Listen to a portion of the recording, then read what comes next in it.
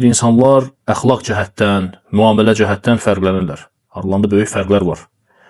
Və müsəlmanın üzərində düşən məsələlərdən biri də gözəl şəkildə dinini yaşaması, dinini düzgün şəkildə, gözəl şəkildə yaşaması və həmçinin əxlaqını düzəltməsi, əxlaqlı olması, əxlaq məsələlərinə önəm verməsidir. Çünki əxlaqlı olmaq, əxlaq sahibi olmaq Rəhmanın qullarının sifətlərindəndir. Allahdan yardım istəməlidir və çalışmalıdır ki, əxlaqını gözəlləşdirsin. Pis əxlaqdan uzaq olsun. Və baxın, Allah Resulü sallallahu aleyhi və səlləm insanların ən əxlaqlısıdır. Düzdürmü? Allah Teala Quran-ı Kerimdə buyurur ki, İnnəkə ləalə xuluqin azim. Sən gözəl əxlaq üzərindəsən. Və Allah Teala onu bizə nümunə edib.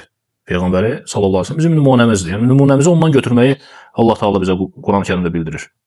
Allaha və axirət gününə iman gətirənlər, Allaha çoxlu zikr edənlər üçün Allahın Rəsulunda gözəl örnəklər var, nümunə var. Və baxmayaraq ki, Allah Rəsulü sallallahu aleyhi və səlləm ən gözəl əxlaq sahibidir, etdiyi duaya baxın.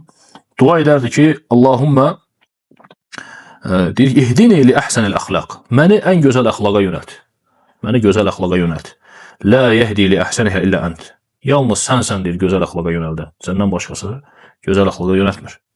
Vasrif anni seyyiəhə. Və pis əxlaqı məndən apar. Pis əxlaqdan da Allaha sığınır, fikir verin. Lə yəsrifu seyyiəhə illə ənt. Yəni, pis əxlaqı sən apararsan. Səndən başqa heç kəs aparmaz. Və bu Allah Rəsulunun sallallahu aleyhi və səlləm duaları idi. Allahdan əxlaq istəyirdi, gözəl əxlaq istəyirdi. Pis əxlaqdan Allaha sığınırdı. Pis xüsusiyyətlərdən Allaha sığınırdı. Baxın, azmaqdan, azdırmaqdan, həmçinin cahillikdən, zülmdən, fikir verin, Allah Rəsulü sallallahu aleyhi və səlləm Allaha sığınırdı.